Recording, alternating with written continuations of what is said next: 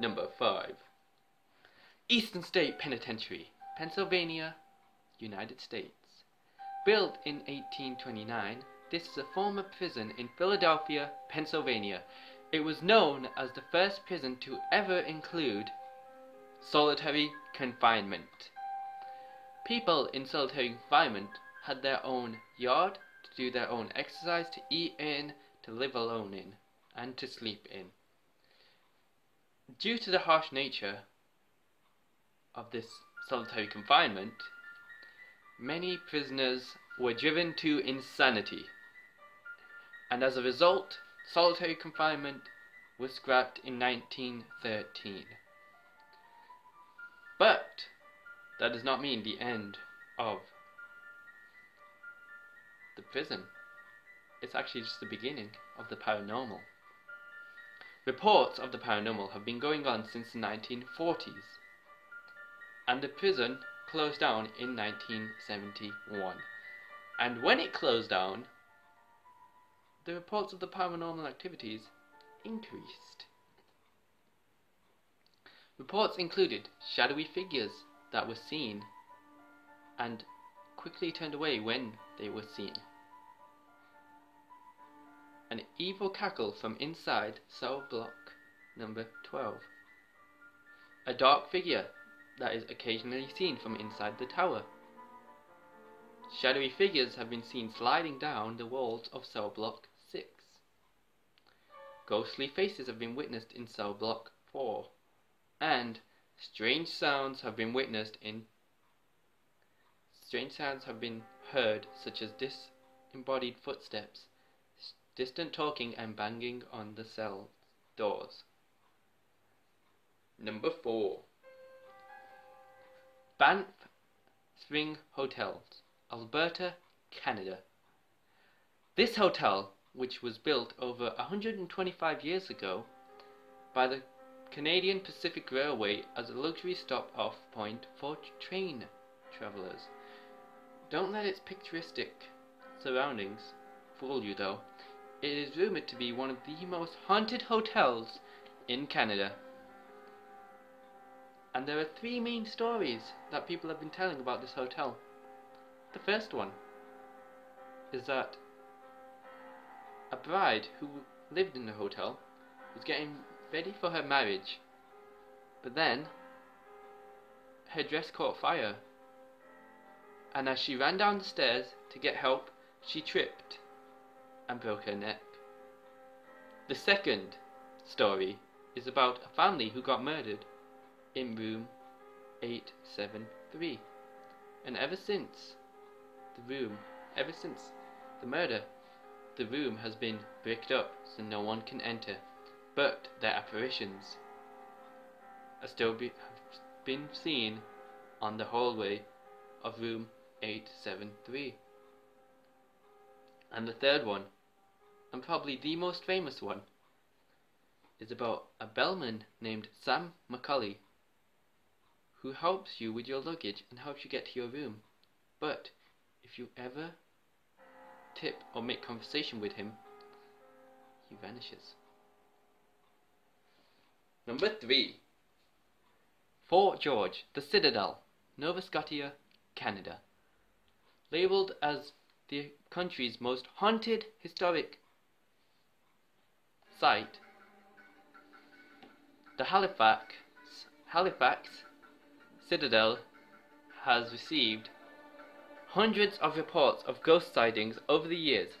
Situated at the summit of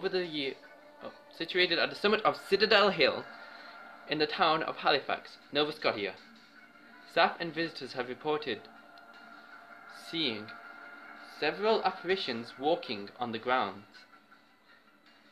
with one particular visitor always being seen.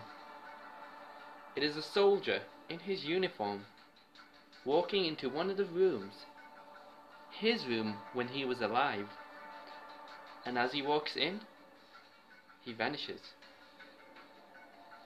Number 2. Island of the Dolls, Xochimilco, Mexico. Located on Lake Texulio in Xochimilco, near New Mexico. La Isla de las Muecas, it means the island of dolls, is exactly what it sounds like. An island full of abandoned dolls. But they weren't always abandoned. In 1950, a man named Julian Santan-Barrera moved to the island despite having a wife and children. He decided to move there. No one knows why. But he was blissfully unaware of the dark history on the island. Apparently, in 1920, there was a little girl there who was holding a doll, playing near the river, when suddenly she fell in and drowned. Now when Julian moved there, he claimed to have spoke to the girl who said, "Bring me more dolls and appease me, otherwise I will never leave this island." So Julian did that. Julian got more dolls, kept getting more and more dolls for her until his death in 2001. After that, it just became a tourist attraction where the dolls' eyes can be seen moving whenever you walk past them. Now, number 1. Ancient Ram Inn, Gloucestershire, England. Built in 1145, the Ancient Ram Inn is believed to be the most haunted house in the British Isles, and perhaps the most haunted house in the world. The tales of child sacrifices, devil worship, and evil spirits are believed to be behind the terrifying happenings in the building. During its time as a bed and breakfast, people often fled at the middle of the night after seeing full-bodied apparitions, or the feeling of being touched or pulled. They also heard disembodied voices, and just a general feeling of evil. John, the current owner and resident of the inn, has reported on his first night visiting it in 1948, he felt a presence grab him by his hand before being dragged out of the bed and across the room. John has since found evidence of devil worship and ritual sacrifice. He found 2 child skeletons underneath the staircase, as well as broken daggers. He continues to experience the hauntings and attacks during the night. And apparently also, if you decide to stay in the inn and stay the entire night through all the hauntings, you're rewarded with a certificate